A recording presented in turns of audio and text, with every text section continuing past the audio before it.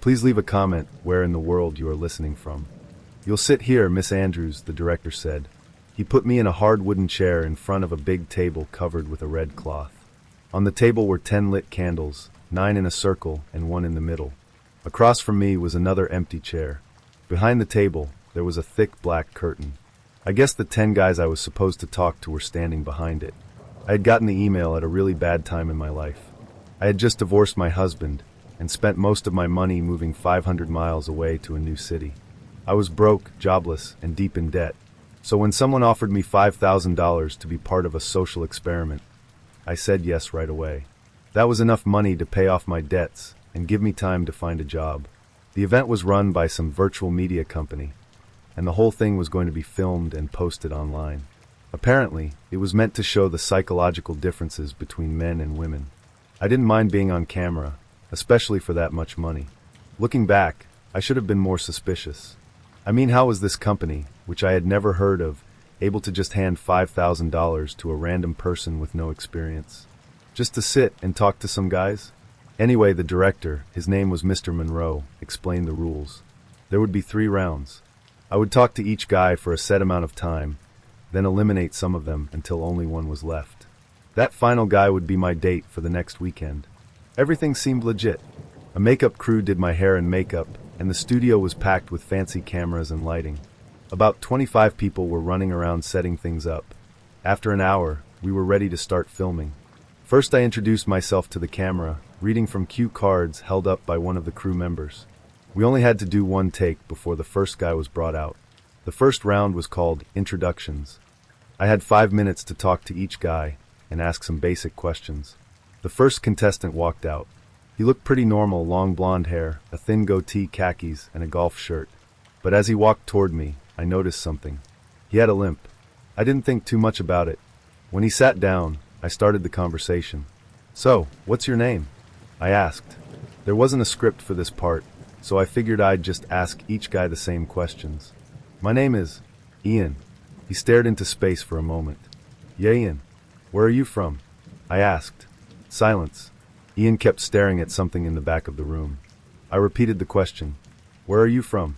Suddenly he snapped out of it. "I'm from Vancouver." "Interesting. Did you fly all the way here?" "No, I moved here a few weeks ago." Nice town, nice town. Something was definitely off about Ian. At first, I thought he was high, but when I looked into his eyes, I realized he was scared, like truly afraid. Maybe he just had social anxiety, I thought. So I kept going. The rest of the interview was just as weird. I asked about his job, his family, his hobbies. He gave short, vague answers, barely talking at all. And the whole time, he kept staring off, like he wasn't really there. As soon as the 5 minutes were up, Ian was led away, and the next guy stepped forward. This one was more talkative. He introduced himself as Casper, and said he had lived here his whole life. He was definitely easier to talk to than Ian, but something still felt off. He wouldn't tell me anything about his job or family, which made me a little uneasy. After Casper came Jonathan, who was the first guy to ask me any questions. He was also more open about his past, which was refreshing until I asked why he had signed up for this speed date. The second I did, he changed the subject. It felt weird, but I let it go. For the next hour, I went through the same process with each contestant. Some were open, some avoided certain topics, but I figured that was normal. Some guys were just nervous, right? Finally, I got to the last man. He looked like he hadn't shaved in months. His clothes were dirty and torn. I had already decided I was going to eliminate him before he even sat down. Before I could say anything, he blurted out, "My name is Mason."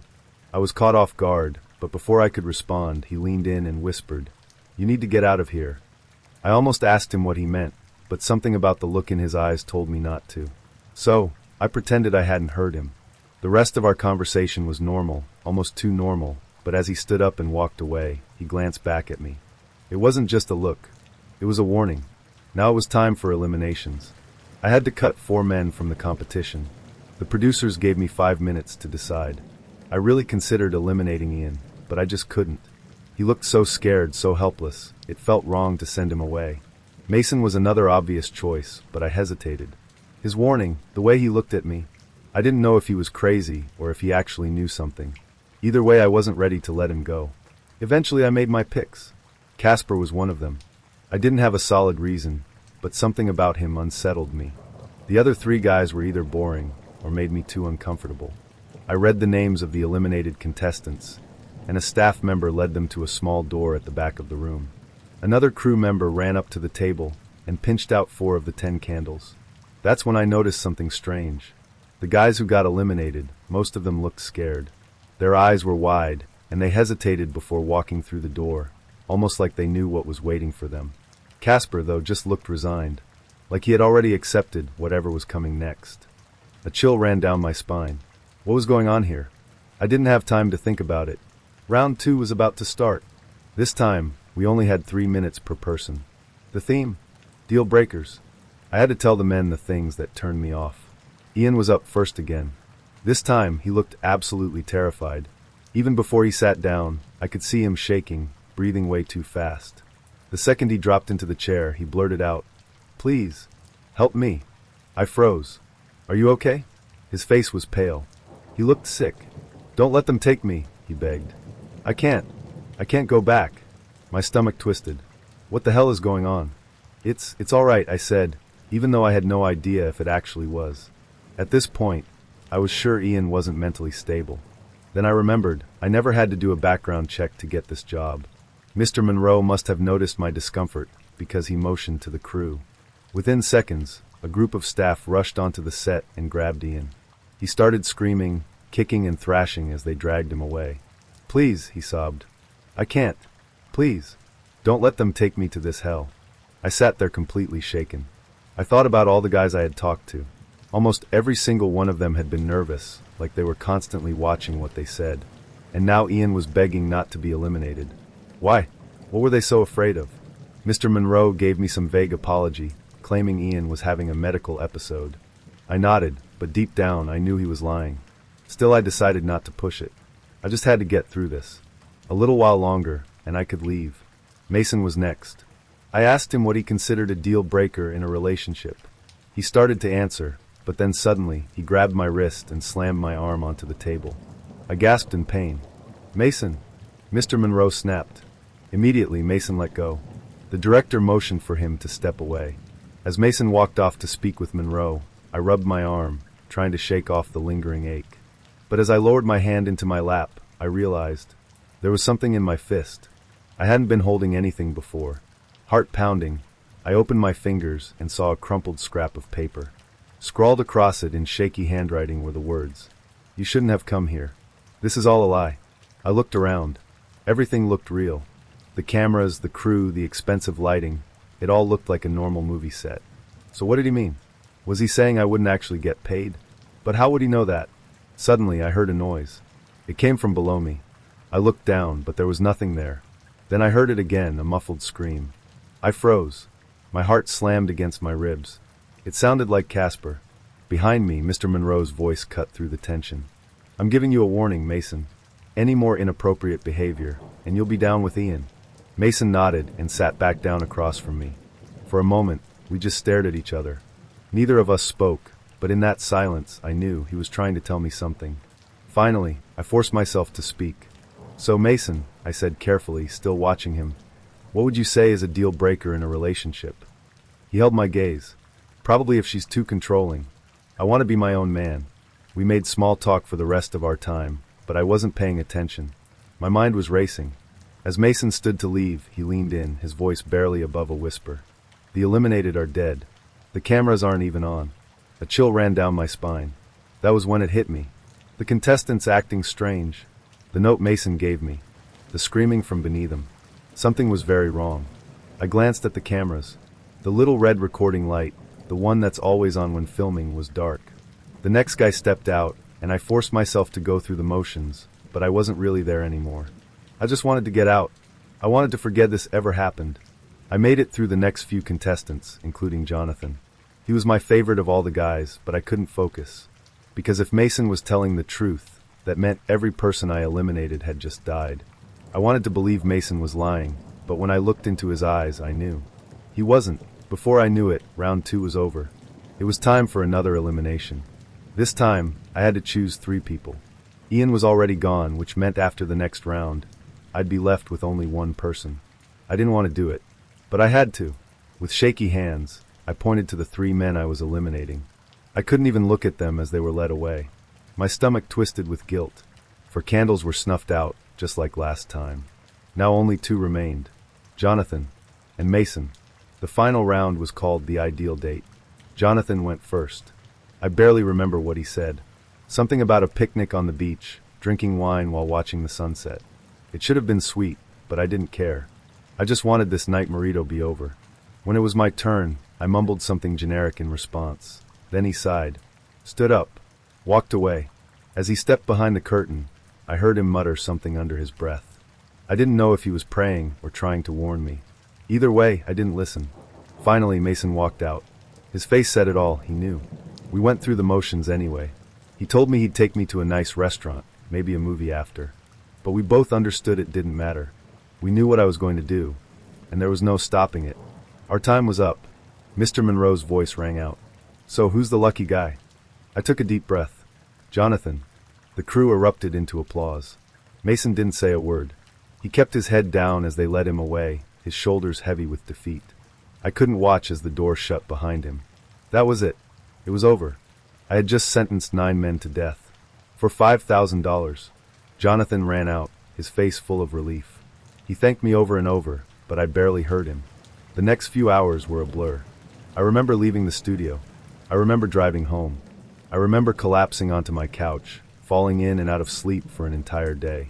And now that I'm awake, now that I'm alone, I can't stop thinking about it. I know those men were killed. I know Mason was telling the truth. I tried searching for the speed date video online. Nothing that I tried looking up the media company. It doesn't exist. I've spent days trying to make sense of it, but no explanation is enough. Because one thing is certain. A check arrived in my mail this morning, signed by Mr. Nathan Monroe, for $5,000. I should have trusted my gut the moment I noticed the tan line on his ring finger. But no, I told myself to give him the benefit of the doubt. Maybe he just forgot to take it off while tanning, I thought. Maybe he's divorced. Maybe I'm overthinking. Spoiler alert, I wasn't. That tiny, innocent tan line was just the beginning of a night that spiraled into something out of a psychological thriller. We met at this trendy bar downtown. The kind of place that's all dim lighting, exposed brick, and overpriced cocktails. He walked in, sharp suit, confident stride, and a smile that was just a little too perfect. He seemed polished enough to sandpaper over the warning bells in my head. When he sat down, his cologne was just subtle enough to seem tasteful, but I couldn't shake the feeling that he'd drowned in it on purpose, like he was trying to cover something up. I just didn't know it yet. So, what do you do? I asked casually, sipping my drink. I'm head of security at this big multi-million-dollar corporation, he said, leaning back with an air of practiced confidence. The words dripped out like he'd rehearsed them in the mirror 100 times. It's intense work, but someone's got to keep things safe, right? I nodded, trying to seem impressed, but something about the way he said it felt off. My friend's husband is actually head of security for a major firm, and I know how he talks about his job. The jargon, the pride, the details, it's like second nature to him. This guy, he was vague, almost too smooth, like he'd memorized a job description off LinkedIn and hoped I wouldn't ask questions. Still, I let it slide. Maybe he was just trying to sound impressive. Maybe I was being paranoid. But then came the next red flag. No kids, he said, smiling over his whiskey. Never been married either. Just haven't found the right person yet. I raised an eyebrow. Really? He laughed, leaning forward like he was sharing a secret. What? You don't believe me? I shrugged, playing it cool, but something about the way he said it felt rehearsed. Like he'd delivered that line before, probably to more people than just me. I wanted to believe him, but my gut wasn't buying it. And then when he went to pay the bartender, I saw it. His wallet slipped open just enough for me to catch a glimpse of the photo tucked inside. A family portrait. A woman, a little boy, and him, smiling like they were the picture of happiness. My stomach dropped. My throat tightened. He came back, oblivious, flashing that same fake smile. So, what's your next drink? He asked, like nothing had happened. Like I hadn't just seen what I saw. I froze for a moment, then forced a smile. I'm good for now. My voice came out tight, barely audible over the pounding in my ears. My mind raced. Who was the woman in the picture? His sister? A friend? No. That tan line. That portrait. That lie about no kids. It was all starting to add up, and I didn't like where it was leading. But I wasn't done yet. I wasn't going to let him off that easily. So, I said, trying to sound casual, "Head of security, huh? My friend's husband does that too. What kind of stuff do you handle?" He hesitated, just for a split second, but it was enough. His confident facade cracked, and for the briefest moment, I saw the wheels in his head spinning, scrambling for an answer. "Oh, he said, waving a hand like it was no big deal. "Overseeing operations, managing a team, that kind of thing. That kind of thing? My friend's husband has told me about his job before, and trust me, it's not just that kind of thing. It's detailed, specific, and intense. And this guy couldn't even fake his way through a basic conversation about it." I smiled, pretending to be impressed. Inside, I was boiling. Why lie? Why weave this ridiculous web of nonsense, when the truth was probably less complicated? And more importantly, why lie to me? The rest of the night was a blur of him rambling about his job, his single life, and how he was looking for someone real. I played along, nodding and smiling, but my mind was elsewhere. I kept replaying everything in my head, the tan line, the photo, the flimsy answers. It was like piecing together a puzzle where every piece screamed, "This guy's a fraud." Finally, I'd had enough. "Hey," I said, cutting him off mid-sentence, "I actually need to head out. Early morning tomorrow." He looked surprised but recovered quickly, flashing that too-perfect smile again. "Oh, of course. Let me walk you to your car." I didn't want him anywhere near my car, but I nodded, keeping the mask on. The walk to the parking lot was awkward, his small talk grating on my nerves like nails on a chalkboard. When we reached my car, he leaned in like he was expecting a goodnight kiss. I stepped back, my voice steady but firm. "Look, I don't think this is going to work." His smile faltered. "What? Why?" I paused, debating whether to call him out or just leave it at that. But I couldn't help myself. "You're married, aren't you?" His face went pale. For the first time all night, he was speechless. And that was all the confirmation I needed. I shook my head, disgusted. "Good luck with whatever this is," I said, getting into my car and locking the doors. As I drove away, I couldn't stop shaking. Not from fear, but from anger. How many other people had he lied to? How many other women had fallen for his fake charm and fake life? The thought made my skin crawl. When I got home, I told my friend everything. She was horrified, especially when I mentioned the head of security lie. "That's so creepy," she said. "Why would he even lie about something like that?" I didn't have an answer. All I knew was that I'd dodged a bullet, or maybe a whole firing squad. And even now, I can't help but wonder, who was the woman in the photo? His wife? His ex? And did she know what kind of man she was dealing with?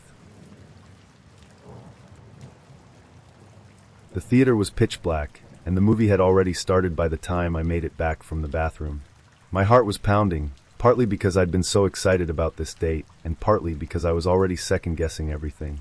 This was one of my first ever dates, and I'd spent the entire day hyping myself up to make sure everything went perfectly. So naturally, I was a ball of nerves as I shuffled awkwardly back to what I thought was my seat. The theater was crowded, the kind of packed that makes every row feel like a maze. I fumbled my way through the darkness, murmuring apologies as I squeezed past people, and finally found what I was certain was my spot. I eased into the seat, trying not to draw attention to myself, and glanced at the silhouette next to me. I couldn't see much in the dim glow of the screen, but I thought I caught a glimpse of her hair, the curve of her profile. "That's definitely her," I told myself, settling in and trying to relax. The movie was a blur. I barely paid attention, my mind racing with nervous energy. Should I say something? Try to hold her hand? Or would that make things weird? I kept glancing at her out of the corner of my eye, my heart skipping every time I thought she shifted closer. But something felt off. She wasn't laughing at the funny parts or reacting to the intense scenes. She didn't even seem to notice me. Maybe she was just really into the movie, I thought. I didn't want to overthink it, so I sat there trying to convince myself that everything was fine. It wasn't. When the lights came up at the end of the film, I turned to say something to her, only to realize that the girl sitting next to me wasn't my date at all. My stomach dropped like I'd missed a step on a staircase. She looked at me, confused, and then glanced at the guy on her other side, who also seemed baffled by my presence. Panic surged through me as I scanned the rows in front of me. There she was, 2 rows ahead, sitting exactly where I'd left her, looking around as if trying to spot me. The realization hit me like a ton of bricks. I'd been sitting with complete strangers for the entire movie. I don't even know how I missed it. Maybe I was too nervous, too caught up in my own head, to notice that I'd sat in the wrong row. Or maybe I was just so preoccupied with not embarrassing myself that I'd somehow managed to embarrass myself in the worst way possible. The girl I'd accidentally sat next to gave me a small, awkward smile before turning back to her date, who was clearly trying to figure out what was going on. My face burned as I mumbled a quick apology and practically tripped over myself getting out of the row. I could feel everyone's eyes on me as I made my way down to where my actual date was sitting, but I didn't dare look up to confirm it. She turned as I approached, her expression a mix of confusion and mild amusement. "Where were you?" she asked, trying not to laugh. I stammered something about getting lost in the dark, but my face was so hot I could barely string a sentence together.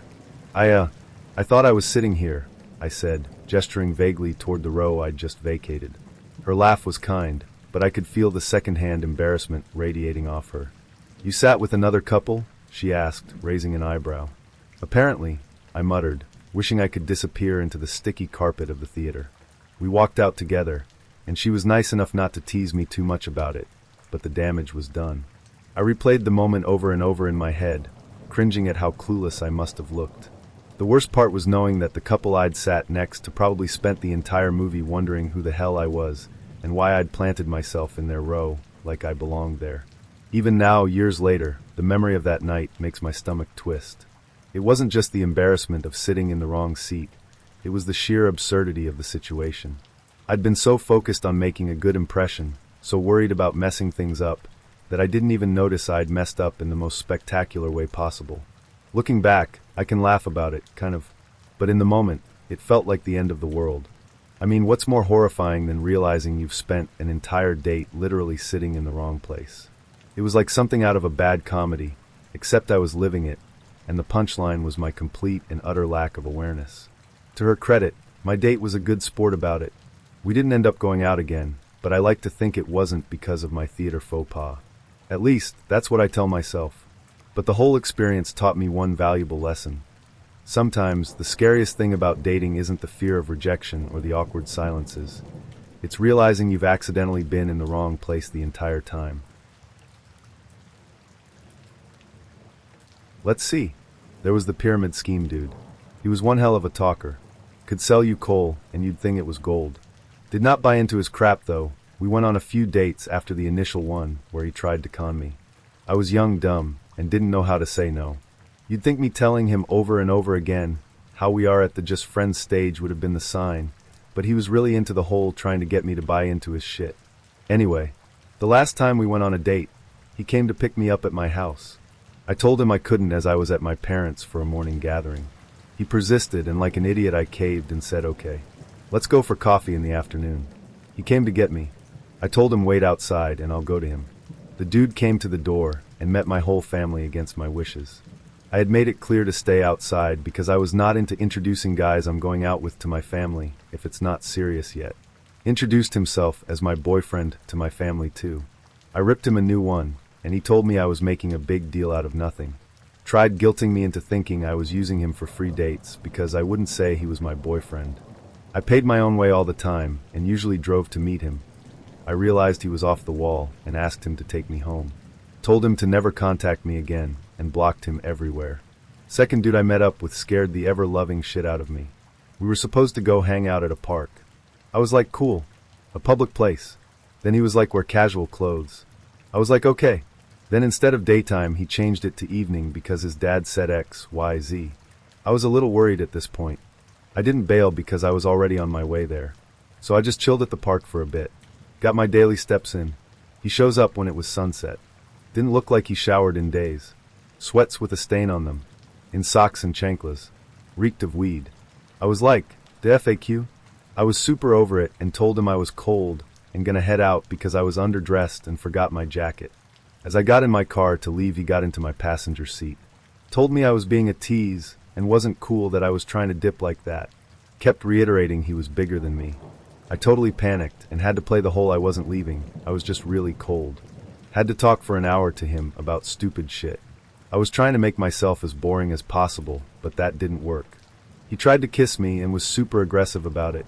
I told him I wanted to smoke some weed, never smoked in my life, and he said he had some in his car. So as he went to go to his car, I dipped. Last one was this guy who was super charming. He seemed totally normal too. Up until he told me his friend let him park in his garage. Beach city, so parking is scarce and expensive. So we walked to his friend's place to pick up his car. I didn't think anything of it though. The place was a super rich apartment complex on beachfront property, so I didn't worry too much. Lobby dude even had us check in and wait for his friend to come down.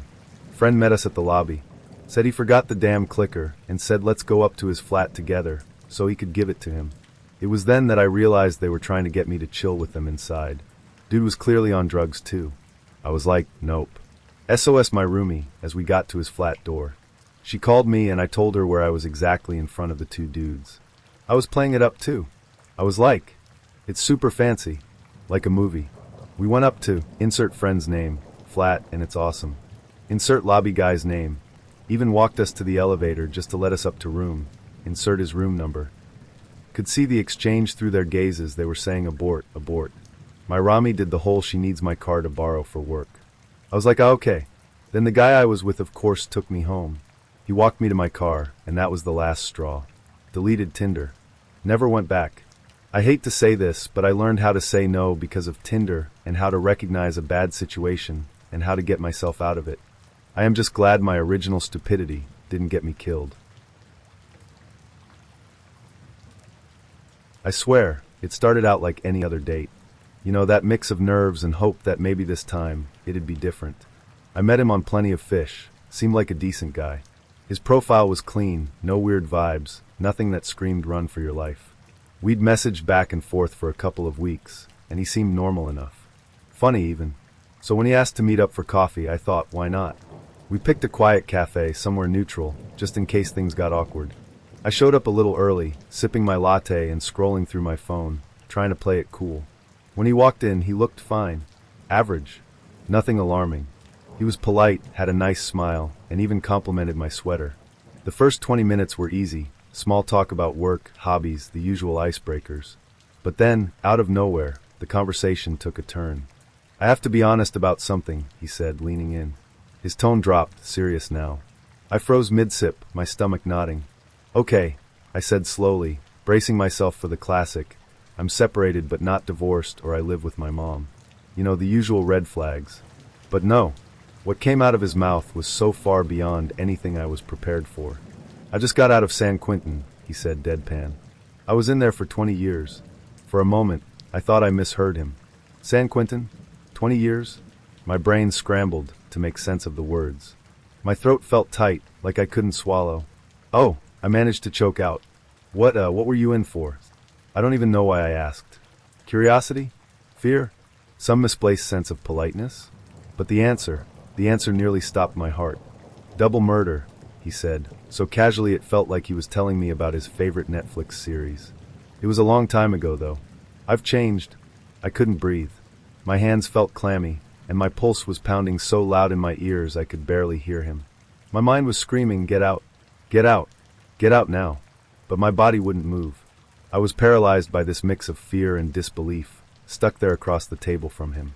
He kept talking like it was nothing, about how it wasn't his fault, how the justice system was flawed, how he'd found himself in prison.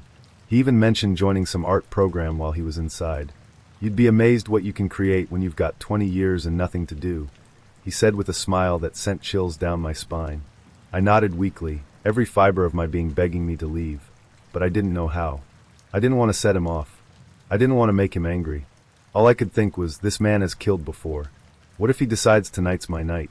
I forced myself to keep it together, plastering on a fake smile and nodding along to his stories. I wasn't even processing half of what he was saying anymore. My brain was in survival mode, screaming at me to stay calm, to act normal, to not give him any reason to suspect I was terrified out of my mind. The date dragged on, every minute feeling like an hour. I sipped my coffee just to have something to do, my hands trembling so badly I nearly spilled it. He didn't seem to notice, or if he did, he didn't care. At one point, he reached across the table to touch my hand, and I had to fight the urge to pull away. My skin crawled under his touch, but I didn't dare show it. When he finally said he needed to leave, I practically leapt out of my chair. Yeah, me too, I said, forcing a laugh that felt hollow in my throat.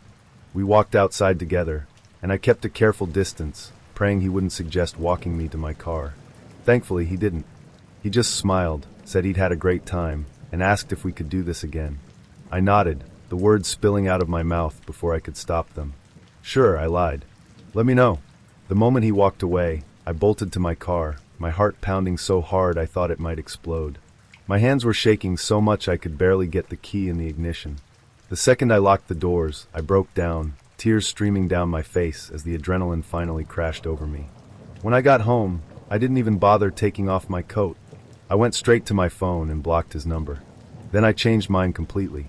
I deleted plenty of fish, scrubbed my social media, and spent the next hour triple-checking that my privacy settings were airtight. Even now, weeks later, I still feel a cold chill every time I think about that night. About how close I was to someone capable of something so horrifying. About how easily I could have become another statistic. I don't know if he was genuine about turning his life around, and honestly, I don't care. What I do care about is how I ignored every instinct, every red flag that screamed danger, because I didn't want to seem rude or overreact. Never again. If there's one thing I've learned from this, it's to trust my gut. Because sometimes, it's the only thing standing between you and the kind of nightmare you don't wake up from. The dim glow of the bar's neon sign flickered in the window as I checked my phone for the 10th time. 7:32 p.m. He was officially late. My gut told me to call it and leave, but I brushed it off. He's probably stuck in traffic, I told myself, trying to be patient. We'd been talking for a week, and he seemed like a decent guy. Divorced, a dad, in his 30s, someone who'd get the importance of showing up on time. When he finally strolled in, nearly 30 minutes late, I gave him the benefit of the doubt. That was mistake number one. Sorry about that, he said, flashing me a smile that was just a little too confident for someone who'd kept me waiting. Without missing a beat, he flagged down the waitress and ordered a beer and a shot of Fireball. Then he turned to me with an almost rehearsed grin. You want one too? I hesitated. A shot and a beer on a Wednesday night wasn't really my thing, but I didn't want to seem uptight. Sure, I said, forcing a smile. He clinked his shot glass against mine, and I braced myself as the cinnamon burn hit my throat. At first, the conversation was fine. He was chatty, maybe a little too chatty. Words spilled out of him like a dam had broken, and no matter what I said, he interrupted me. Compliments flew like confetti. You're so smart. You're gorgeous. I love the way you think. Nice, sure, but they came so fast and so often that I couldn't even finish a thought. Every time I tried to steer the conversation somewhere meaningful, he'd bulldoze right over me. But the real red flags started piling up with the drinks. By the time he was halfway through his third beer and second shot, I was already eyeing the clock. He wasn't slowing down. Another round? He asked, signaling the waitress before I could even respond. Maybe we should order some food, I suggested, hoping to sober him up a bit. Burgers arrived, and for a brief moment, I thought things were stabilizing. Then he chased his meal with yet another shot and 2 more beers. By 9:30, he was buzzing hard, talking even faster, slurring just enough to make me uncomfortable. Meanwhile, I nursed my second beer, counting down the minutes until I could politely call it a night. When the check came, I grabbed my bag, hoping this was the end of it. But as we walked toward the exit, the waitress came running after us. Hey, she called, glancing nervously at him. Are you driving tonight? You've had a lot to drink. He scoffed, waving her off. I'm fine, he said, his words a little too sharp. I have a high tolerance. I didn't even drink that much. The waitress shot me a concerned look, and I felt my stomach twist. Maybe you should order an Uber, I said, trying to keep my voice light. Just to be safe. I'm fine, he insisted, his tone more insistent now. Then he leaned in closer, the smell of Fireball and stale beer heavy on his breath. But hey, I was thinking, maybe I could come back to your place. The alarm bells were deafening now. Oh, I have to work early, I stammered, taking a step back. He looked hurt, almost weepy, and before I could react, he leaned in, trying to kiss me. I turned my head just in time, mumbling something about next time, and darted to my car as quickly as I could. I never heard from him again, and trust me, I didn't lose sleep over it. I have another story to tell. I mean, if I thought that date was bad, the next one came with a whole new level of unease. This time, it was a paramedic, divorced, good-looking, and fresh off a long shift. We met at a quiet diner, and I was cautiously optimistic. He seemed normal enough when we first sat down, but as the meal progressed, things started to unravel. It started innocently enough, small talk about his job, his kids. But then he brought up his ex-wife. At first, it was the usual venting. Things didn't work out, they fought a lot, co-parenting was hard. But then his tone shifted, and the things he said, they weren't just bitter. They were dark. "She's bleeding me dry with child support," he muttered, stabbing at his fries. "I'd love to hire someone to take care of her. You know what I mean?" My heart stopped. He laughed, but it wasn't the kind of laugh that made you feel at ease. It was cold, humorless, and the way he looked at me afterward, like he was waiting for me to agree, sent a chill down my spine. I forced a smile, my pulse racing. "That sounds really hard," I said carefully, trying not to escalate the situation. Every instinct in me was screaming to get out of there, but I didn't want to make him angry. I didn't want to be the next person he casually wished violence upon. After that, the conversation stalled. He picked at his food, occasionally muttering about how unfair life was. I nodded along, pretending to listen, all the while planning my exit. The second the check came, I practically threw my card at the waitress, eager to end the night. Outside, I mumbled something about having an early morning and walked to my car as quickly as I could. He didn't try to stop me, didn't even say goodbye. He just stood there in the parking lot, staring at me with an expression I couldn't quite read. I drove home in silence, my hands gripping the wheel so tight my knuckles turned white. The whole way, I kept replaying his words in my head. I'd love to hire someone to take care of her. It wasn't a joke. I could feel it in my gut. He meant it. Like the first guy, I never heard from him again. And honestly, I'm glad. But those nights stuck with me. Not just because they were bad dates, but because they reminded me how quickly things can go from awkward to downright dangerous. Now, every time I agree to meet someone new, I double-check my escape plan. Because sometimes, you don't know who you're sitting across from until it's too late. I almost canceled. Sitting on the edge of my bed, phone in hand, I debated sending the "hey, something came up" text. He seemed too young for me, and even though I was only in my early 20s, the gap felt bigger than it should. But he'd insisted he was my age, swore up and down that he wasn't some clueless kid. Against my better judgment, I agreed. When he pulled up to my place, my jaw nearly hit the floor. A sleek, shiny sports car purred in my driveway, like something out of a music video. I wasn't sure whether to be impressed or suspicious. My friends had joked earlier, he's either a drug dealer or has rich parents, and staring at the car now, I wasn't so sure they were wrong. He stepped out, looking just a little too polished, his smile so bright it almost felt practiced. "Ready to go?" he asked, his voice casual, but I caught the slightest hint of nervousness. I climbed into the car, inhaling the scent of new leather and a faint trace of cologne. The ride was smooth, and dinner was fine, pleasant but dull. He wasn't rude or obnoxious, just boring. I found myself filling the silences more than I liked, and every now and then, I'd catch him glancing at his phone like he was waiting for something. Something about him felt off, but I pushed the thought away. Maybe he was just shy. Maybe I was overthinking. We headed to a movie after dinner, and I told myself to give him the benefit of the doubt. Maybe he'd loosen up. We got our tickets and settled in, but not even 10 minutes into the previews, his phone buzzed. He pulled it out, barely trying to hide it, and started texting. I frowned, annoyed but not wanting to make a scene. The movie started, and he was still glued to his phone, the screen's glow lighting up his face in the dark theater. Then, without warning, he stood up and left. I watched him go, confused, but figured maybe he was taking a call or something. When he came back a few minutes later, his face was red, his eyes puffy. He'd been crying. "Are you okay?" I whispered, leaning closer. "I'm fine," he said quickly, avoiding eye contact. His voice cracked just enough to give him away, but he tried to brush it off. "If you need to leave, it's okay," I offered, genuinely concerned. Maybe something terrible had happened, his grandma, a family emergency, something serious.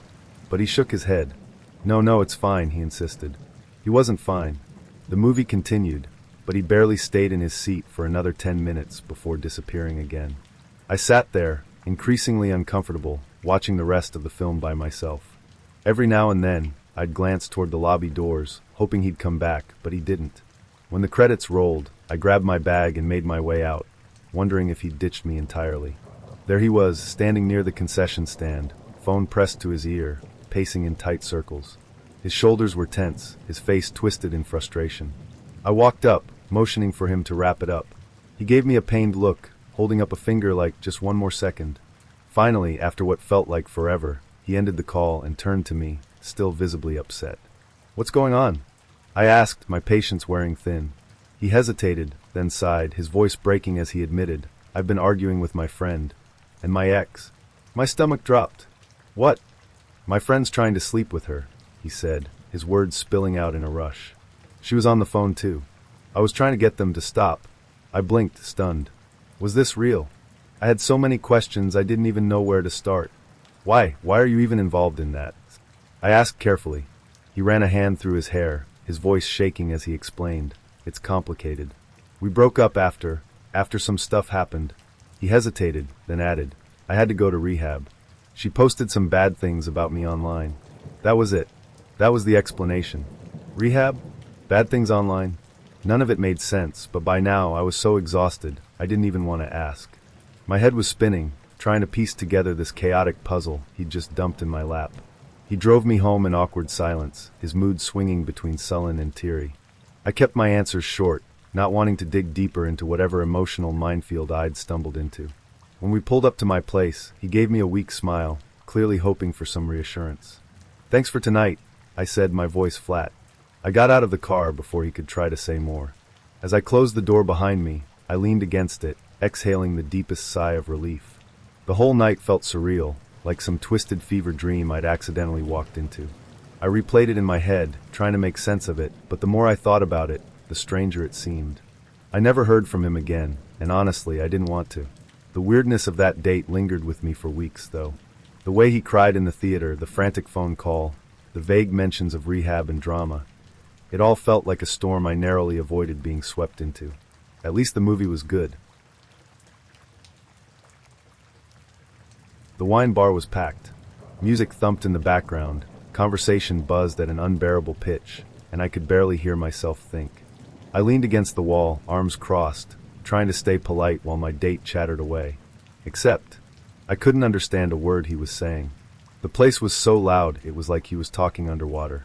I kept nodding and smiling, pretending to catch bits and pieces, but honestly, I just wanted to get out of there. He leaned in closer, probably thinking that would help, and before I realized what was happening, he kissed me. Not a sweet, tentative first date kiss. Oh no, this was sloppy, wet, and so uncoordinated it felt like he was trying to eat my face.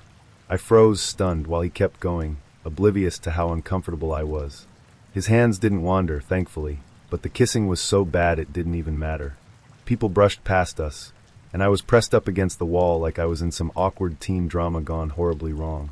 After 5 excruciating minutes, 5 minutes that felt like 5 hours, I pulled away, faking a yawn. "I'm so sorry," I said, summoning every ounce of politeness I had left. "I'm really tired. I think I need to head home." He looked disappointed, but I didn't care. I mumbled something about early mornings and bolted for the door. The night ended there. I went home, threw on my comfiest pajamas, and buried the whole cringe-worthy experience in the back of my mind. Weeks passed, then months. I had all but forgotten about the bad date. He didn't message, and I didn't care. Life moved on. And then, out of the blue, his name popped up on my phone. I stared at the message for a moment, half tempted to delete it without reading. Curiosity got the better of me, though, and I opened it. "Hey, I've been thinking, and I just don't think we're sexually compatible." I blinked. Once. Twice. Then reread it. Was this guy serious? We went on one date. One. And the only thing close to sexual was his attempt at the world's worst kiss. I rolled my eyes and started to type a sarcastic reply, but before I could hit send, another message came through. My daughter, though she's an adult now, she can have sex with whoever she wants. It's amazing how open she is about it. She tells me everything. My blood ran cold. I stared at the screen, horrified. Surely I'd read that wrong. Surely this grown man, this father, wasn't casually discussing his daughter's sex life with me, a relative stranger. But there it was, in black and white, like some awful punchline to a joke no one asked for. He didn't stop there. The messages kept coming, each one worse than the last. He went on about how proud he was of her freedom and how refreshing it was that she felt comfortable sharing those details with him. I wanted to throw my phone across the room. Every word made my stomach churn. What kind of person says things like that? To someone they barely know, no less? I felt dirty just reading it. It wasn't just creepy, it was disturbing. This wasn't just an awkward overshare. It was something darker, something that made my skin crawl and my hands shake as I stared at my phone. I didn't reply. What could I possibly say? Any response felt like engaging in a conversation I desperately wanted no part of. Instead, I blocked him, deleted the messages, and tried to shake off the deep unease clinging to me like a shadow. But the encounter haunted me. I kept thinking about that wine bar, about the way he kissed me like he was entitled to it, about the way he'd messaged me months later, like he had some kind of twisted authority over my body, my worth. And then there was the way he talked about his daughter, so casual, so vile. It was as if he couldn't see how wrong it was, as if he thought he was being open-minded or progressive instead of horrifying. I wondered about her, his daughter. Did she know what he was saying about her? Did she trust him with her private life, only for him to turn around and exploit it in conversations with strangers? The thought made my heart ache. I imagined her as some sweet, naive person who thought she could confide in her dad, never realizing he was twisting her openness into something grotesque. And then, of course, there was the darker possibility. What if she wasn't confiding in him? What if he was making it all up, constructing this sick fantasy in his head? Either way, it made me sick. Either way, it made me wish I'd never swiped right in the first place. That night, I couldn't sleep. Every time I closed my eyes, his words replayed in my mind, like some grotesque whisper I couldn't shut out. I kept picturing his face, the way he looked at me that night at the wine bar, the way he seemed so normal. I thought about all the other people he might have dated, all the other women who might have sat across from him, completely unaware of what lurked beneath the surface. And then there was that one terrifying thought I couldn't shake. What if I hadn't excused myself that night? What if I'd let him come closer, let him into my space, into my life? I shuddered at the thought, grateful for the instincts that had told me to run. The air in the bar felt heavy that night, like something was off before I even walked in. My gut told me to cancel the date. Something about her profile had seemed too good to be true. But I figured, what's the worst that could happen? Famous last words. She waved me over as I walked in, and for a moment I froze. My stomach dropped. The woman sitting at the table looked nothing like the pictures on her dating profile. I'm not talking about a subtle difference, no clever angles or flattering filters. No, this was outright deception. She was easily 100 pounds heavier than her photos suggested. I stood there, caught between disbelief and a vague sense of annoyance. Still, I told myself to be polite. I'd already come all this way, and maybe I could salvage the evening with some decent conversation. I plastered on a smile, walked over, and introduced myself. "Hey, nice to meet you." She grinned back, oblivious to my shock, and launched into small talk like nothing was wrong. I sat down, still trying to process the situation, when she flagged down the bartender and ordered a drink. On my tab, of course. The first few minutes were awkward but manageable. I kept the conversation light, asking about her interests, her job, anything to fill the silence. But then she started talking, and that's when things took a nosedive straight into the twilight zone. Within the first 30 minutes, I learned more about her than I ever wanted to know. First, she casually mentioned that she was married. Yes, married. She said it like it was no big deal, like it was just another fun fact about her life. My brain screeched to a halt. "Wait," I said, trying to keep my voice even. "You're married?" "Oh yeah," she said, waving a hand like it was nothing. "But don't worry, he's in prison." I blinked. "Prison?" "Yeah," she said, sipping her drink. "He's been locked up for a while now. I mean, it's not like we're really together anymore, you know?" I didn't know. I didn't know anything anymore. My mind raced, trying to make sense of what she'd just told me, but she wasn't done. Not even close. "And I'm doing so much better now," she continued, her voice picking up speed. "I'm 12 days clean from heroin." Heroin. My stomach flipped. 12 days. That's not even 2 weeks. I stared at her, unsure of how to respond. Was I supposed to congratulate her? Offer support? I was still stuck on the fact that her husband was in prison. "Oh, and I have 3 kids," she added, almost as an afterthought. "But, they're in the system right now." The system. My brain short-circuited. I felt like I was watching a train derail in slow motion, every piece of information she shared crashing into the next. Married. Prison. Heroin. The system. Each revelation was like a punch to the gut, and I could barely keep up. She kept talking, oblivious to my growing discomfort. Her words blurred together as I sat there, trying to figure out how I'd ended up in this nightmare. This wasn't just a bad date. This was a full-blown horror story. The kind you tell your friends about later, and they don't even believe you. I glanced at my watch, trying to come up with an excuse to leave. But she was so deep into her story, some convoluted tale about her husband's crimes and her struggles to get her kids back, that I didn't know how to interrupt. I just nodded along, barely listening, my mind racing for an exit strategy. Finally, she paused long enough for me to cut in. "You know," I said, forcing a smile, "I just realized I have an early morning tomorrow. I should probably get going." Her face fell, but she recovered quickly. "Oh, okay," she said, looking disappointed but not surprised. I reached into my wallet, pulled out a $20 bill, and handed it to the bartender. "This should cover my drinks," I said, loud enough for her to hear. I didn't offer to pay for hers. Not after everything she'd just dropped on me. As I stood up, she looked at me, her expression a mix of hope and resignation. "So, do you think we could do this again sometime?" I almost laughed. "I'll let you know," I said, avoiding eye contact as I walked out the door. The cool night air hit me like a slap in the face, and I took a deep breath, trying to shake off the lingering unease. My heart was pounding, and my hands felt clammy. I couldn't believe what had just happened. On the drive home, I replayed the evening in my head, every detail somehow worse than the last. The deception, the bombshell confessions, the complete lack of awareness. It all felt like a bad dream I couldn't wake up from. I thought about her kids, her husband, her struggles with addiction, and for a brief moment, I felt a pang of sympathy. But then I remembered how she'd lied about everything from the start, and that sympathy evaporated. I deleted her number the moment I got home. Blocked her on the dating app too. I wasn't about to risk her showing up in my inbox months later with some new drama. As far as I was concerned, this chapter was closed.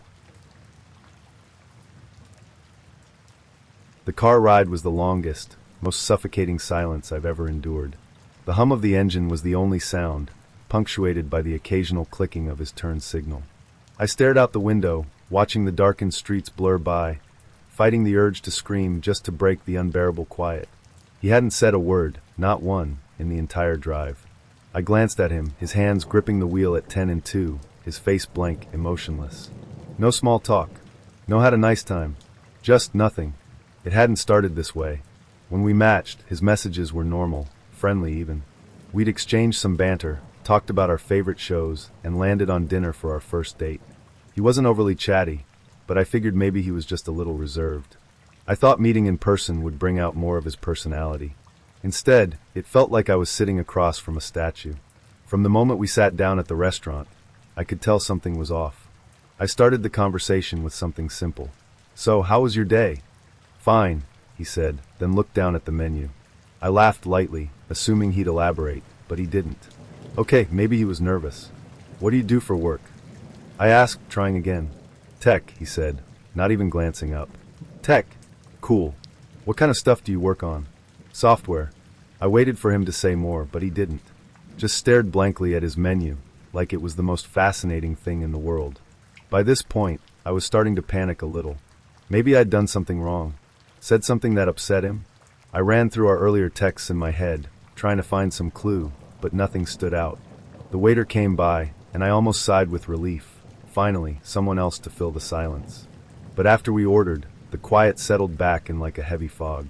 I asked more questions, hoping to coax something out of him. "What do you like to do for fun?" "Movies. Seen anything good lately?" "No, so, any siblings?" "Yeah." It was like pulling teeth, except I was the only one in pain. Eventually I stopped trying. What was the point? He clearly wasn't interested in talking to me, or anyone apparently. We ate in total silence. The clinking of silverware on plates was the only sound between us, and every time I looked up, he was either staring off into the distance or focused intently on his food. At one point, the awkwardness became too much, and I started laughing, this nervous, uncontrollable giggle I couldn't suppress. I expected him to at least ask why I was laughing, but he didn't even blink. He just kept eating, like I wasn't even there. I felt trapped, like I was stuck in a bad dream I couldn't wake up from. The silence wasn't just uncomfortable, it was oppressive, like it was swallowing me whole. I could feel my pulse quickening, my palms sweating, and I started to wonder if maybe this wasn't just a bad date. Maybe something was seriously wrong with him. The way he avoided eye contact, the way he didn't react to anything, it was eerie, like I was sitting across from someone who'd forgotten how to be human. When the check came, I almost bolted for the door. But no, I told myself to stick it out. He was my ride home, after all. Maybe the car ride would be better. Maybe he'd relax now that the pressure of the dinner was over. Spoiler alert, it wasn't better. The silence in the car was somehow even worse than at the restaurant. At least in the restaurant, there were other people, background noise, distractions. In the car, it was just us, the hum of the engine, and the suffocating tension. I tried to start a conversation once, just once. "So, do you live far from here?" I asked, my voice thin and strained. "No," he said. I gave up after that. I stared out the window, counting streetlights, counting seconds, counting anything to make the time pass faster. Every now and then, I'd glance over at him, hoping he'd say something, but he never did. His face was completely blank, like he was in some sort of trance. It wasn't just awkward anymore, it was unsettling. I started wondering if I was even safe with him. When we finally pulled up to my apartment, I could feel my body unclench, the tension in my chest easing slightly. "Thanks for the ride," I said, fumbling for the door handle. "Yeah," he said, not even looking at me. I got out of the car as fast as I could, practically sprinting up the steps to my building. I didn't look back. I didn't want to see him just sitting there, staring blankly into the distance. Once I was inside, I locked the door, leaned against it, and let out a long breath. My heart was still racing, and my hands were shaking. The whole evening had felt wrong, like I'd been sitting across from someone who wasn't quite real. I kept replaying the silence in my head, the eerie stillness, the way he seemed completely detached from everything around him. I didn't hear from him again, and I didn't want to. The whole experience left me rattled, like I'd brushed up against something sinister without even realizing it. The rain was relentless, pouring in icy sheets as I stood under the awning of the pizza place, staring at the peeling paint on the door and questioning every decision I'd made that led me here. This was supposed to be a casual, fun first date, the kind where you didn't overthink things. We'd met on OkCupid, exchanged a few messages, and decided on a whim to meet up since we were both bored and had nothing better to do. The plan was simple: grab some pizza, chat, and see if there was anything there. But as soon as we stepped inside, I knew I'd made a mistake. The guy behind the counter looked frazzled and out of place, his apron hanging crookedly, and his expression a mix of panic and apathy. "Hey," he said, barely glancing up, "I'm new here. Running the place by myself. All I can do is heat up the slices the last guy left." I laughed awkwardly, glancing at my date. She smiled politely, but her eyes said everything. Is this normal? I could feel the weight of her unspoken question, and all I could do was shrug. It was cold and rainy outside, and the thought of trudging through the downpour to find somewhere else seemed worse than just toughing it out here. "I guess we'll stay," I said, trying to sound upbeat. We grabbed a booth, and that's when the cracks in my plan started widening. The place was filthy, sticky tables, crumbs scattered across the floor, and a faint smell of something burnt lingering in the air. In the corner, a couple of guys were openly rolling blunts, and at the table nearest ours, a group of kids passed around a pitcher of beer. None of them looked a day over 18. It felt like we'd wandered into a set for one of those gritty indie films where everything goes wrong. The pizza, when it came, was edible. That's about all I can say for it. But the food wasn't the worst part. The worst part was me. I was hyper-aware of how badly I'd screwed up. This wasn't just a bad choice of venue. It was the bad choice, the kind that eats away at you in real time. She deserved better than this dive, and I couldn't stop fixating on how much I'd blown it. Every time I tried to start a conversation, my awkwardness choked the life out of it. "So," I said, staring at her across the greasy table, "what made you move here?" She smiled, soft and genuine, and started talking about her job, her love for exploring new places, how she didn't know many people here yet. She was smart, thoughtful, and easy to talk to on paper. But I couldn't get out of my own head long enough to let the conversation flow. Every word I said felt clunky, forced, like I was trying too hard and failing miserably. The sound of laughter from the beer-drinking teens cut through the tension. I glanced over at them, their carefree energy a sharp contrast to the awkward silence settling between us. I forced a laugh, gesturing vaguely at the scene around us. "This place isn't exactly how I remember it," I said, hoping humor might save me. She chuckled, a small mercy. "Yeah, it's definitely unique." We finished our food quickly, more out of a desire to escape than anything else. As we stepped outside, the rain was still coming down hard, and I offered to walk her to her car. The whole way, I replayed the night in my head, cringing at every awkward pause, every missed opportunity to make her laugh or show her who I really was. When we reached her car, I forced a smile. "Well, thanks for tonight." "Thanks," she said, her voice kind but non-committal. "Take care." I watched her drive away, knowing I'd never see her again. That was it. I'd blown it. I walked back to my car in the rain, defeated, and went home to sulk. For weeks, I replayed the disaster of that date in my mind. Every time I thought about her, her smile, her easy laugh, the way she'd tried to make the best of an undeniably bad situation, I felt a pang of regret.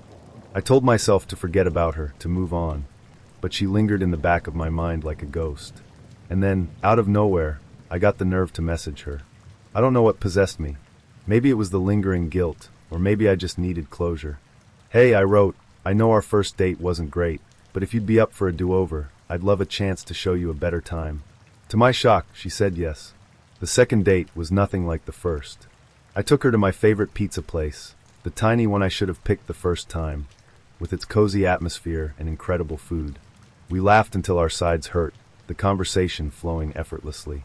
It was like night and day compared to our first meeting, and for the first time, I felt like I could breathe around her. Fast forward 4 years, and here I am, writing this while she sleeps next to me in our apartment. Our cat is curled up at her feet, purring softly. That disastrous first date feels like a lifetime ago, and yet, it's a part of our story, a reminder of how far we've come. The night started off like a typical Saturday.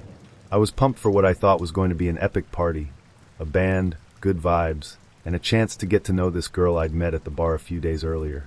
We'd hit it off then, swapping numbers and trading laughs. When she invited me to a party at her dad's house, I thought, sure, why not? She made it sound like a wild time. But as I pulled up to the house, the red flags started waving. Hard. The driveway had maybe 4 cars parked in it, and the house was quiet. No music, no sounds of laughter or people mingling. Just the faint buzz of streetlights in the chilly air. I hesitated, staring at the house, debating whether to turn around. But I was already here, so I told myself to give it a shot. What's the worst that could happen? I thought. A question I would come to regret. She opened the door before I even knocked, and it was immediately clear she was trashed. Her eyes were glassy, her movements wobbly, and she greeted me with a slurred, overly enthusiastic, "You made it." She pulled me inside, babbling about how amazing the party was going to be, and dragged me down into the basement. The party was a joke. The band she'd hyped up. That was just her dad, awkwardly strumming a beat-up guitar in the corner. A couple of people sat slumped on mismatched couches, barely acknowledging my existence. The place reeked of stale beer and something sour. I grabbed a drink just to have something to hold, already plotting my exit. Then things got weirder. She kept disappearing into the bathroom with her friend, coming out jittery, rubbing her nose, and giggling like a maniac. It didn't take a genius to figure out they were doing coke in there. Her dad, meanwhile, kept yammering about some guy named Pee Wee Johnson, who was apparently dying to meet me. I nodded along, not really caring, just wanting to find the right moment to bail. Suddenly, her dad sprinted upstairs. "He's here," he shouted. "Pee Wee's here." I froze. Who the hell was Pee Wee Johnson, and why was her dad so excited? Before I could process, he came back down the stairs, completely naked. Yes, you read that right. Naked. Except, he wasn't just naked. He was wearing some grotesque prosthetic contraption that made him look like he had 3 oversized breasts on his chest, a 4th dangling somewhere below his stomach, along with massive fake testicles and a disturbingly small fake penis. My jaw hit the floor. This grown man, her father, strutted across the room, climbed onto the makeshift stage, and started singing again, still in his bizarre naked getup. The 2 other guests clapped half-heartedly while I sat there, stunned into silence. What kind of fever dream had I walked into? My brain screamed at me to leave, but my date was nowhere to be seen. I figured I should at least find her before I ghosted. I wandered upstairs and found her in a bedroom, hunched over a trash can, puking her guts out. She was a mess, hair matted to her sweaty forehead, mumbling incoherently. Despite the absolute disaster this night had turned into, I couldn't just leave her like that. I helped her onto the bed, propped her up, and put the trash can within reach. I stayed for a bit, making sure she wouldn't choke or something, but it was clear she was out for the count. That's when the next curveball hit. Out of nowhere, a 12-year-old girl walked into the room. She was carrying a soda and looked far too comfortable with the chaos unfolding around her. I blinked, trying to make sense of it. "Who are you?" I asked. "My sister," she said flatly, motioning toward my passed-out date. Her sister. A child was wandering around in this circus of a house while her dad was downstairs naked and her older sibling was coked out and unconscious. It was surreal. I wasn't sure whether to be horrified or impressed by how unfazed this kid seemed. We ended up talking. Turns out she was into martial arts, and as a heavyweight champ at the time, we had a surprising amount in common. We talked about competitions, training, and even realized we knew a few of the same people in the scene. For a moment, it was almost normal, two strangers bonding over a shared passion. Except one of us was a kid, and the other was supposed to be on a date with her sister. Eventually, I glanced at my watch and decided I'd had enough. This wasn't just a bad date, it was a full-blown horror show, and I needed to get out. I stood up, gesturing toward my unconscious date. "Be smart," I told her little sister, nodding toward the bed. "Don't end up like this." The kid nodded solemnly, and I walked out the door, the sounds of her dad's off-key singing still echoing through the house as I escaped into the night. Driving home, I replayed the night in my head, equal parts horrified and baffled. How had it gone so wrong so quickly? What kind of life was this girl living, surrounded by drugs, chaos, and a father who thought stripping down and performing was acceptable party behavior? I never called her again. Never saw her again. The highway stretched out before us, endless and unforgiving, as I gripped the steering wheel tighter than necessary. His words echoed in my head, each one cutting deeper than the last. "Well, you're no Miss America, but you'll do." I laughed it off at first, the kind of awkward laugh you let out when you're caught off guard and unsure how to respond. But the sting of those words lingered, sour and humiliating. I glanced over at him in the passenger seat, his smug expression illuminated by the early morning sun. He didn't even seem to notice how cruel he'd been, like it was just another joke, another throwaway comment. But to me, it set the tone for what would become the worst and most unsettling date of my life. This was supposed to be a fun day. A blind date, sure, but the idea of spending a sunny afternoon at the beach sounded like a perfect escape from the grind of college life. I'd agreed to pick him up since he didn't have a car. Seemed harmless enough at the time. But 15 minutes into the drive, I already regretted my decision. His tone was sharp, his comments laced with an edge that made my skin crawl. What had started as awkward small talk quickly devolved into something darker. He had this way of steering the conversation toward topics designed to make me uncomfortable, mocking people's appearances, cracking mean-spirited jokes, and acting like he was the smartest guy in the room. And then there was that comment. The one about Miss America. I could still feel the knot in my stomach, twisting tighter with every mile. There was no turning back, though. We were on the highway, and the beach was still an hour away. I kept telling myself to stay calm, to tough it out. Maybe the beach would improve his mood, or at least give me enough space to breathe and collect myself. But as the minutes dragged on, it became painfully clear. He wasn't going to get better. In fact, he was only getting worse. At one point, he turned to me, completely serious, and asked, "Do you always wear your hair like that?" "It's interesting." I bit my tongue, refusing to rise to the bait. But inside, I was boiling. Who's this guy? And why did he think he had the right to talk to me like that? The silence between us grew heavier as I stopped trying to make conversation. I focused on the road, counting the miles until the next rest area. I needed a break, not just from driving, but from him. When we finally pulled into one, the tension in the car was unbearable. "I'm going to use the restroom," he announced, grabbing his bag and slamming the door shut behind him.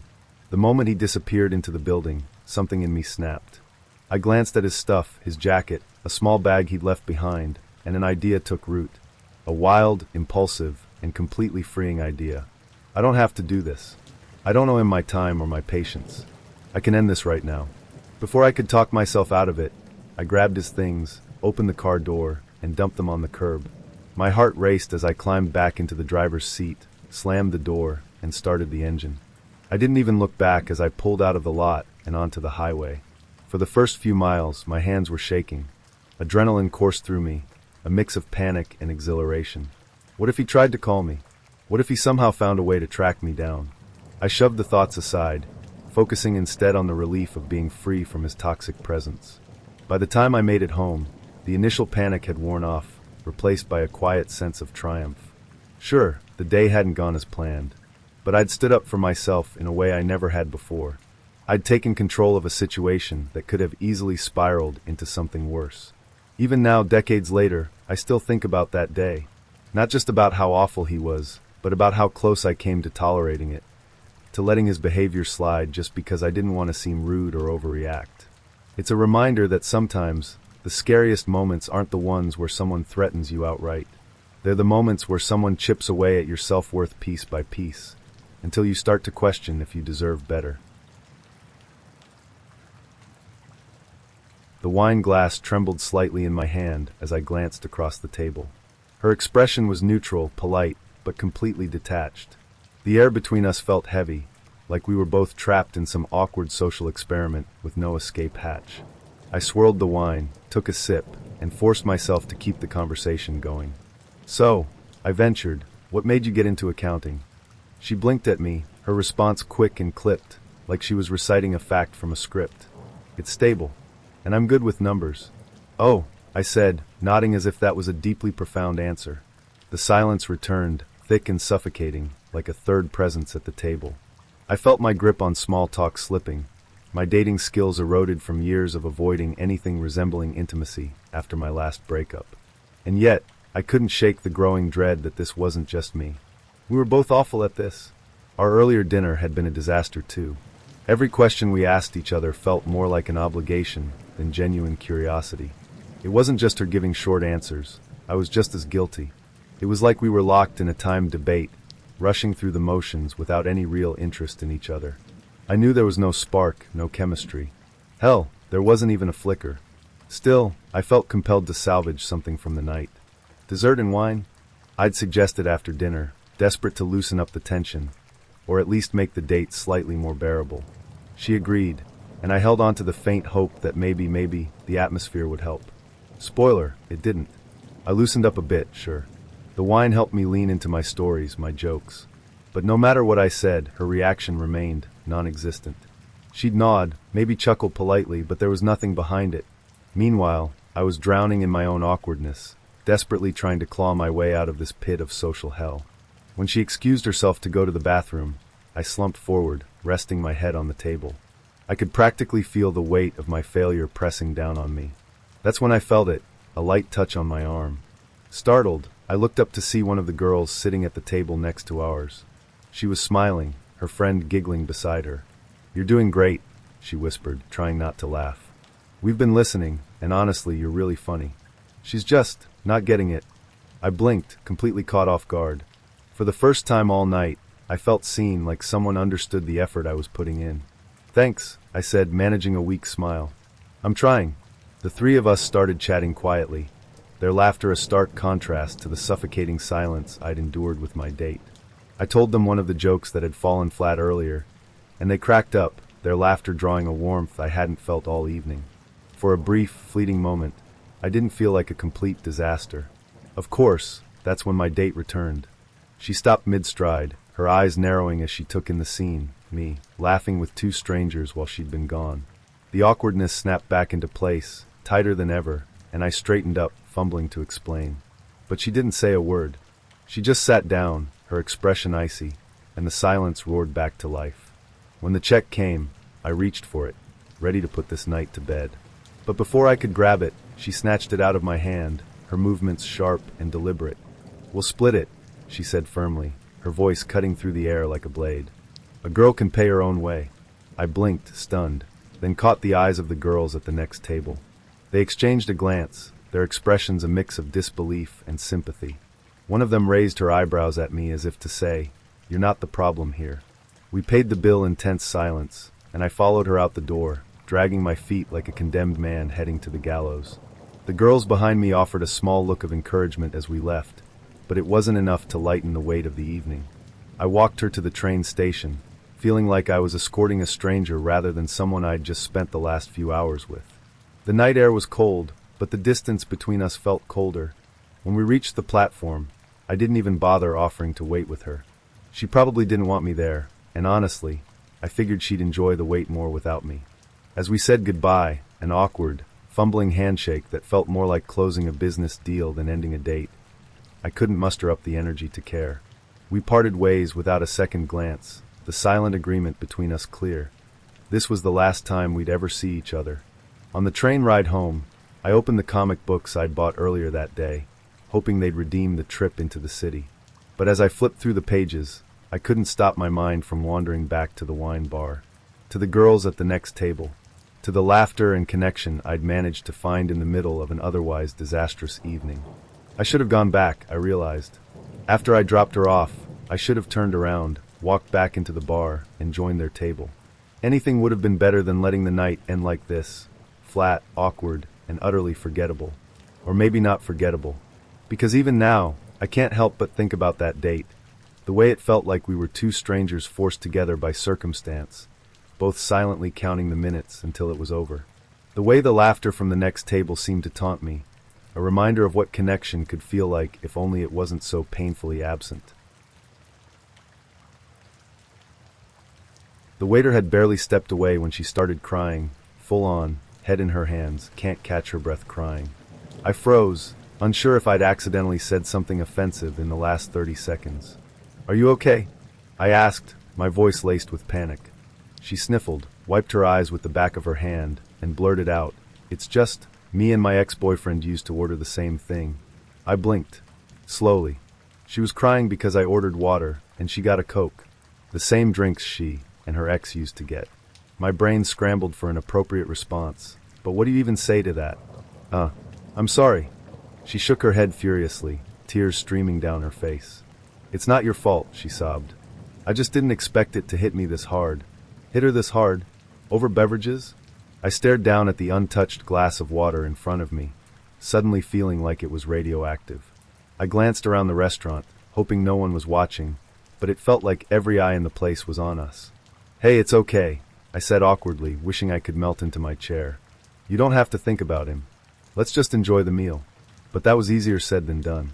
She was inconsolable, sniffling through the appetizer and clutching a napkin like it was her lifeline. The more I tried to cheer her up, the worse it seemed to get. She kept looking at me with these big, watery eyes, like she thought I might vanish into thin air at any second. Then came the paranoia. "Promise me you're not going to leave," she said out of nowhere, her voice trembling. "When I go to the bathroom, you won't just walk out, right?"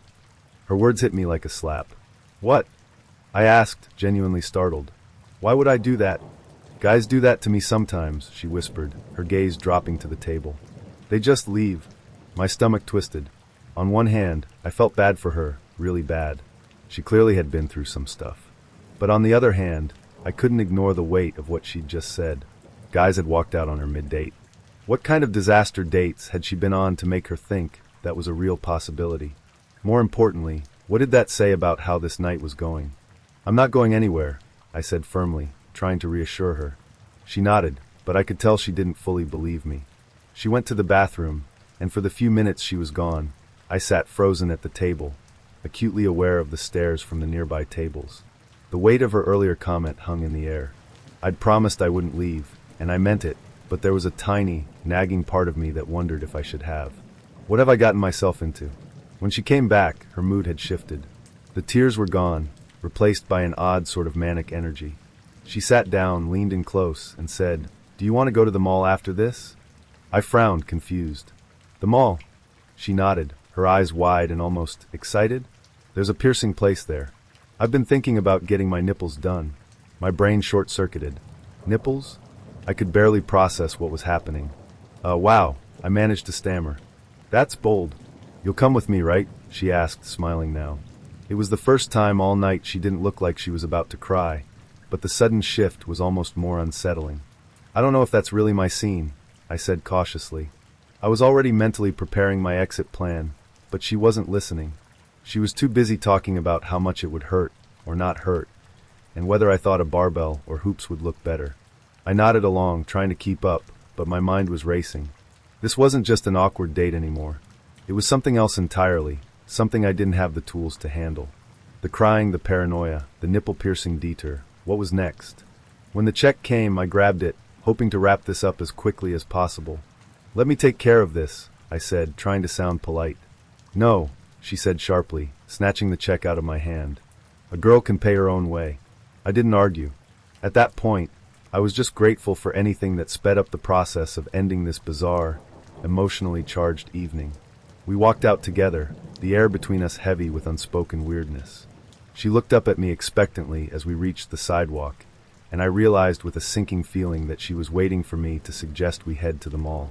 Instead, I gestured toward the parking lot. "Your car's this way, right?" "Oh," she said, clearly disappointed. "Yeah, I guess." I walked her to her car, doing my best to keep the mood light. When we got there, she turned to me, hesitating as if she wanted to say something profound. I braced myself, but all she managed was a quiet, "Thanks for tonight." "Of course," I said quickly, stepping back. "Take care." She drove off, and I stood there for a moment, letting the tension drain from my shoulders. The relief was almost overwhelming. I climbed into my own car, sat in silence for a moment, and then laughed, this incredulous, shaky laugh that came from pure disbelief. "What was that?" The first thing I noticed was the suit. A full suit, for a casual 5:30 p.m. tea date. My brain stalled as he walked toward me, but then my eyes drifted downward, and things got worse. He wasn't wearing normal shoes. No, he had on those weird barefoot shoes, the kind that hug each toe like gloves. And strapped around his waist, a fanny pack. By the time I got to his face, I was greeted by oversized, reflective bike glasses that made him look like a wannabe marathoner trapped in a business meeting. "Hey," he said, grinning like nothing about this situation was out of the ordinary. "Hi," I replied, trying to keep my expression neutral. My fight-or-flight instincts were already kicking in, but I forced myself to sit down. Maybe it was just a quirky first impression. Maybe he had some reason for the ensemble that would make it less horrifying. Spoiler alert, he didn't. As soon as we settled in with our tea, he launched into a monologue about his job. Not the usual polite small talk, mind you. This was an unfiltered rant. He hated his boss. He hated his coworkers. He hated the office. He hated the commute. It was like he'd been bottling up his frustrations for years and had decided I, a stranger, would be the perfect outlet. I tried to steer the conversation into safer waters. "So, do you have any hobbies?" I asked, attempting to sound cheerful. "Running," he said, his tone completely flat. No elaboration, no enthusiasm, just a single lifeless word. Then, as if realizing he should say more, he added, "I run every day. Keeps me sane." "Oh, that's cool," I said, trying to keep things going. "Have you done any marathons?" He shrugged, sipping his tea. "Yeah, a few. But those are nothing. I prefer long solo runs, pushing myself." I nodded, hoping he'd take the hint to ask me something. But instead, he launched back into complaining about his job. I stared at him, trying to stay engaged, but my mind kept wandering back to the outfit. The suit and barefoot shoes alone were enough to throw me off, but the fanny pack? Was he carrying something important? Snacks? Pepper spray? Why would someone need a fanny pack for tea? And the glasses? Did he think we'd be riding off into the sunset after this? The whole scene felt surreal, like I'd wandered into a fever dream. His voice droned on and on about how his boss didn't appreciate him, how his co-workers were idiots, and how he was planning to quit any day now. The more he talked, the more I realized there was no saving this date. I glanced at my watch, desperately trying to come up with an excuse to leave. Before I could say anything, he leaned back in his chair and said, "I think I'm going to go for a run after this." "Oh," I asked, confused. "Yeah," he said, gesturing to his suit. 12 miles. I'll just run in this." He said it like it was the most normal thing in the world, like running in a suit was a totally acceptable thing to do. I blinked, waiting for him to laugh, to reveal that he was joking. But he didn't. He just sat there, completely serious. "It's good training," he added, as if that explained everything. My brain couldn't process it. The barefoot shoes I could understand for running. But the suit? Was this some kind of flex? Was he trying to impress me by proving how tough or quirky he was? If that was the goal, it wasn't working. "That's, ambitious," I said finally, not knowing what else to say. "Yeah," he said, nodding. "Most people don't get it, but I'm used to being misunderstood." At that moment, I decided I'd had enough. I forced a smile and said, "You know, I have an early morning tomorrow. I should probably get going." He looked disappointed but nodded. "Sure, no problem. I'll just head out for my run." I stared at him, half expecting him to rip off the suit and reveal running shorts underneath. But no, he stood up, adjusted his fanny pack, and started stretching in the tea shop.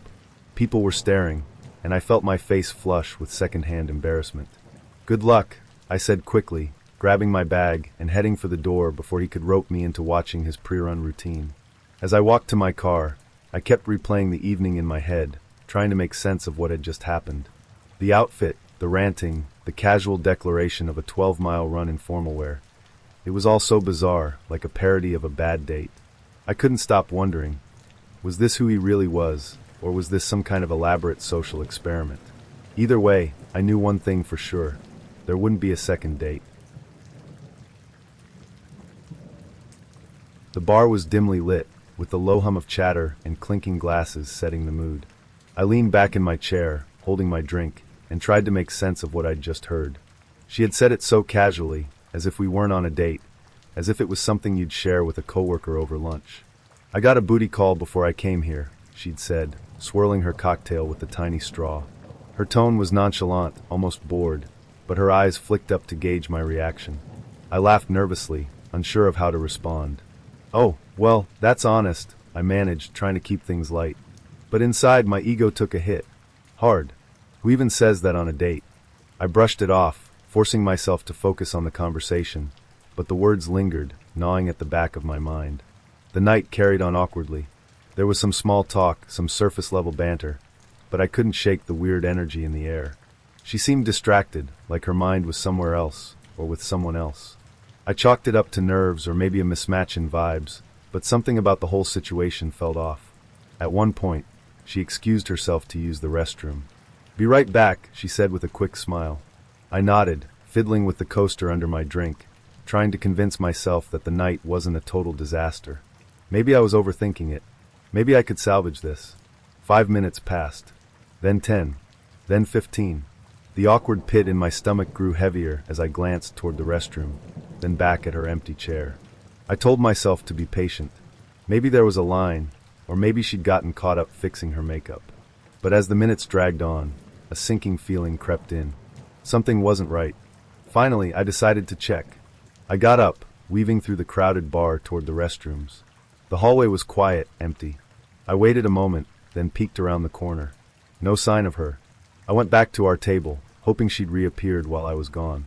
But the chair was still empty, the air around it cold and vacant. My heart sank as the realization hit me. She was gone. She'd just left. I sat down slowly, staring at the half-empty cocktail she'd left behind. A mix of embarrassment and frustration churned in my chest. Who does that? Who just disappears mid-date without a word? My mind raced through the possibilities. Did I say something wrong? Did she not like me? Or worse, was she bored enough to just ghost me entirely? The bartender passed by, glancing at the empty chair across from me. "Your date leave?" he asked casually. "Yeah," I muttered, forcing a laugh. "Guess so." He gave me a sympathetic nod before walking away, but his pity felt like salt in the wound. I downed the rest of my drink in one gulp, the burn doing little to dull the sting of rejection. As I sat there, the words she'd said earlier replayed in my mind. "I got a booty call before I came here." Was that it? Did someone text her, and she decided they were a better option? Did she leave to meet them? The thought made my stomach twist. I pictured her walking out of the bar, phone in hand, smiling as she texted someone who wasn't me. The image stung more than I cared to admit. This wasn't just a bad date, it was a hit to my pride. A reminder that sometimes, people won't even give you the courtesy of a goodbye.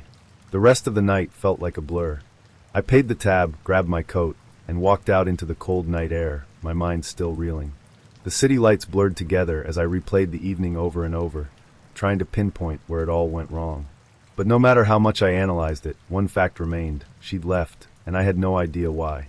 Even now, thinking back on it, the whole thing feels surreal, like a bad dream I couldn't wake up from.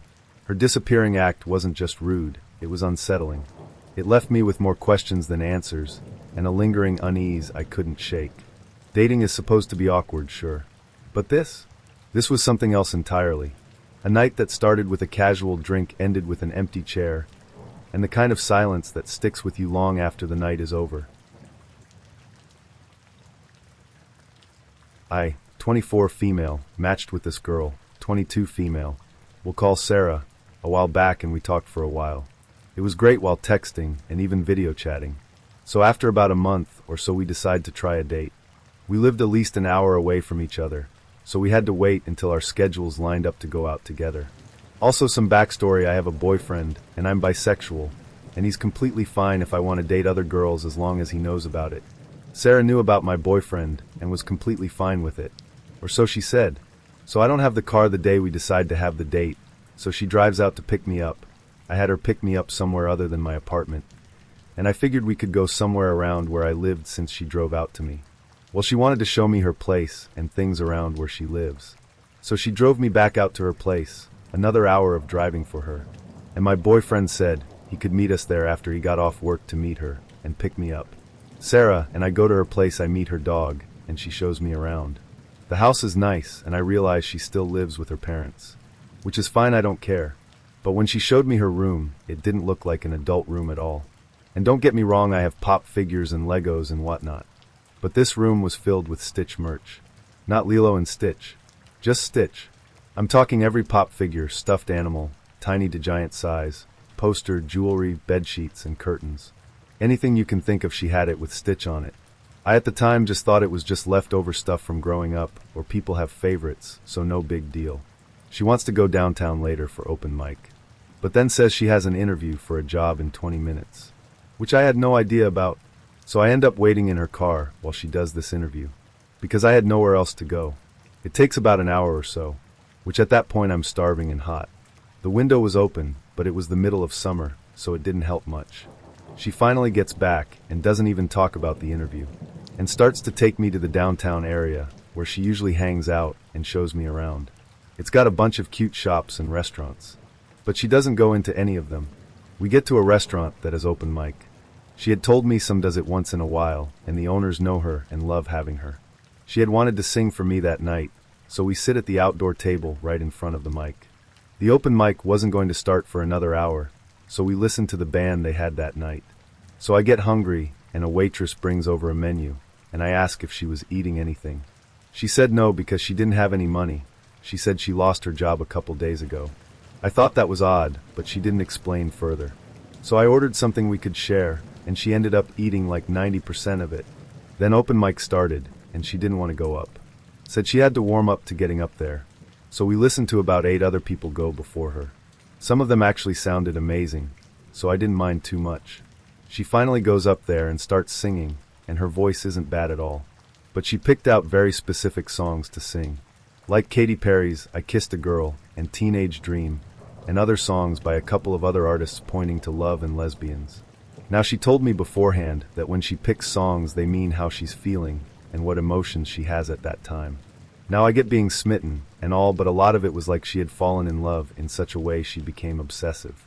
About halfway through her time on mic, my boyfriend had arrived and sat at the table next to ours since ours had only 2 seats, even though she knew he was coming.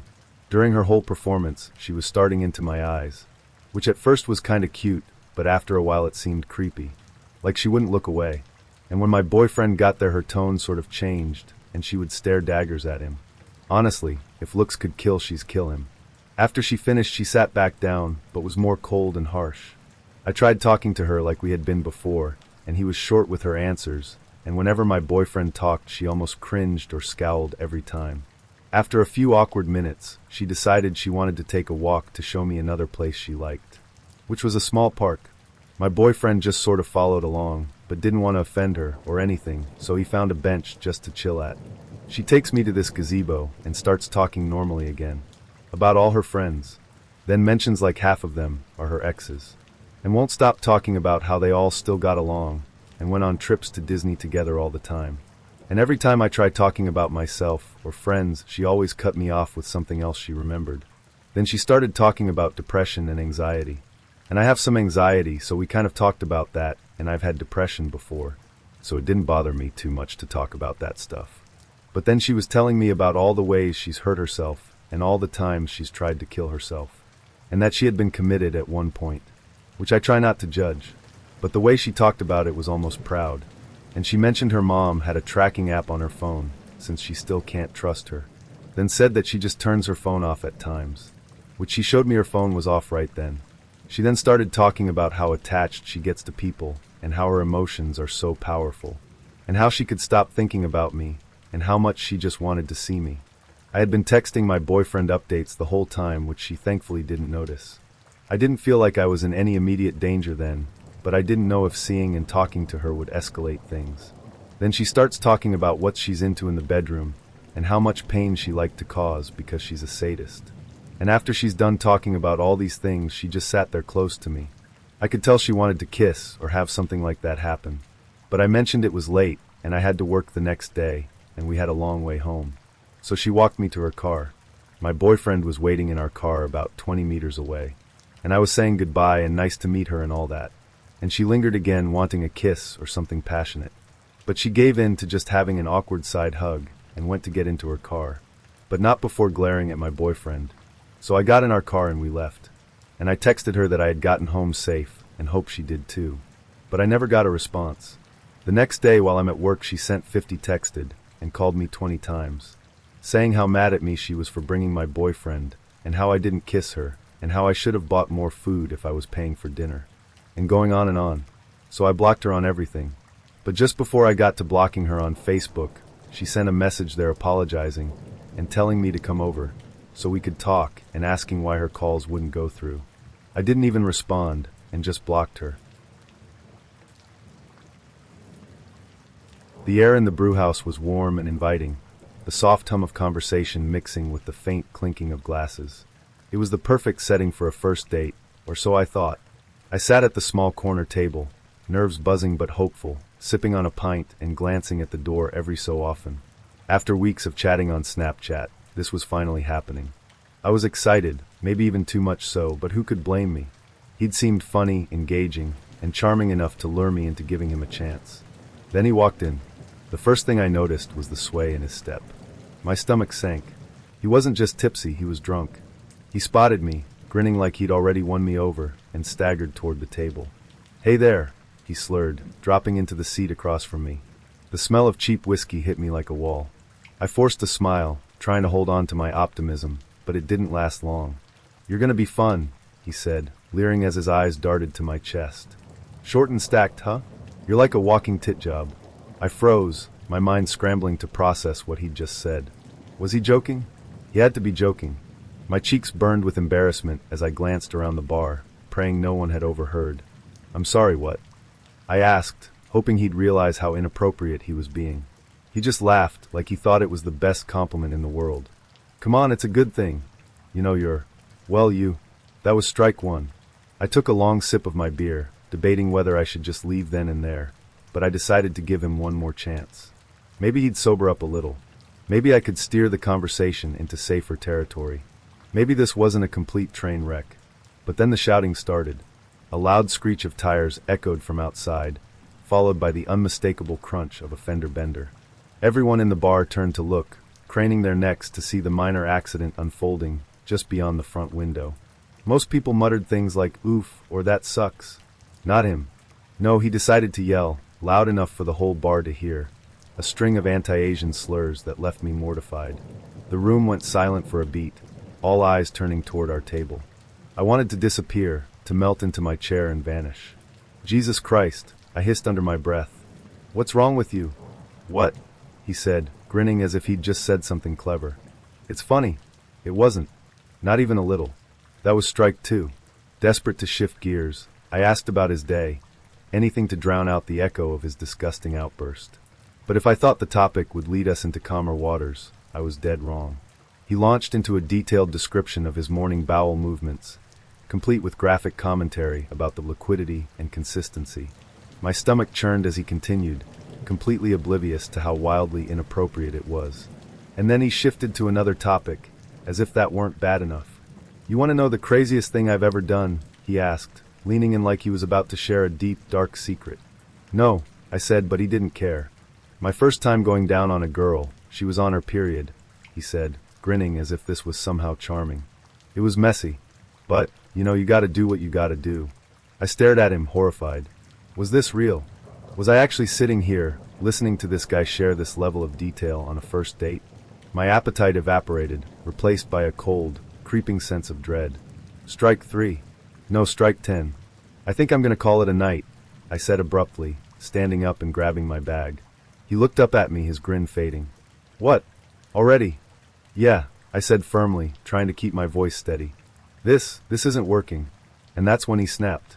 "You're kidding me," he said, his voice rising. "You're seriously leaving? After all this?" "Yes," I said, turning toward the door. "Unbelievable," he shouted, loud enough for half the bar to hear. "You're just like every other stuck-up girl. You think you're too good, huh?" I didn't respond. I just walked out, my heart pounding as I made my way to my car. Even as I climbed into the driver's seat, his words rang in my ears. I locked the doors and sat there for a moment, trying to steady my breathing, the adrenaline making my hands shake. The evening started out ordinary enough. I'd agreed to meet him for dinner after chatting online for a while. He seemed normal, funny, polite, even charming in his messages. I had no reason to expect anything weird. But by the end of the night, I'd lost more than my faith in dating. I'd lost my shoe. We met at a cozy little restaurant, the kind of place where the lighting is soft and the music is just loud enough to drown out awkward silences. At first, everything seemed fine. We exchanged the usual pleasantries, ordered our meals, and settled into conversation. He was a bit quirky, sure, but nothing alarming. Just unique. Then it happened. It was somewhere between finishing our appetizers and waiting for the mains. I remember laughing at something he said, some awkward joke about how hard it was to parallel park outside. And then, out of nowhere, he leaned down and grabbed my foot under the table. At first, I froze, not sure if this was some kind of joke. "What are you doing?" I asked, laughing nervously. "Just checking something," he said, his tone casual, like this was the most normal thing in the world. Before I could process what was happening, he slipped off my shoe. My stomach tightened. "Okay, funny," I said, reaching down to take it back. But instead of handing it over, he straightened up, clutching my shoe in his hand like a prize. And then, without a word, he stood up and walked away. I blinked, stunned, as he weaved through the tables, my shoe dangling from his hand. At first, I thought he was kidding, that he was just being weirdly playful and would come right back. But then he didn't. I watched in disbelief as he headed toward the door, still holding my shoe. "Is this real?" I muttered to myself, half expecting someone to jump out and yell, "You're on camera. It's a prank." But no one did. The seconds stretched into minutes, and I sat there, one foot bare, trying to make sense of what had just happened. Did he leave? With my shoe? Who does that? My face burned with embarrassment as the waiter approached to refill my water. I pulled my leg under the table, hoping he wouldn't notice my awkward situation. "Everything okay?" the waiter asked, his tone polite but curious. Yeah," I lied, forcing a smile. "Just fine." But it wasn't fine. Nothing about this was fine. My date had just walked out of the restaurant, with my shoe, and left me sitting there like an idiot. After a few more minutes of waiting, because apparently I still had hope at that point, I finally accepted the truth. He wasn't coming back. I paid the bill. Yes, I paid, and hobbled out of the restaurant, one foot still bare, trying to hold on to what little dignity I had left. I called a friend to pick me up, and when I explained what had happened, she burst out laughing. Wait, she said between gasps. "He stole your shoe?" "Yes," I said, my voice dripping with defeat. "He took my shoe. Just one. And he ran away with it." "Why?" she asked, still laughing. "What does he even want with one shoe?" That was the million-dollar question. I replayed the moment over and over in my head during the drive home, trying to make sense of it. Did he have some kind of shoe fetish? Was this a bizarre power move? Or was he just completely unhinged? None of it made sense, and the more I thought about it, the more unsettling it became. I never heard from him again. No text, no explanation, nothing. It was like he'd disappeared into the night with my shoe, leaving me with only questions and a weird story to tell. But even now, years later, the whole thing still sticks with me. There was something so eerie about the way he just took it. The way he didn't laugh or act like it was a joke. He just walked away. It wasn't just rude, it was unnerving. And the fact that I never got an explanation makes it even worse. I've had bad dates before, plenty in fact. But this one is burned into my memory as one of the strangest and most unsettling. It wasn't just a bad date. It was a weird date, the kind of experience that leaves you questioning your instincts and wondering what kind of people are really out there,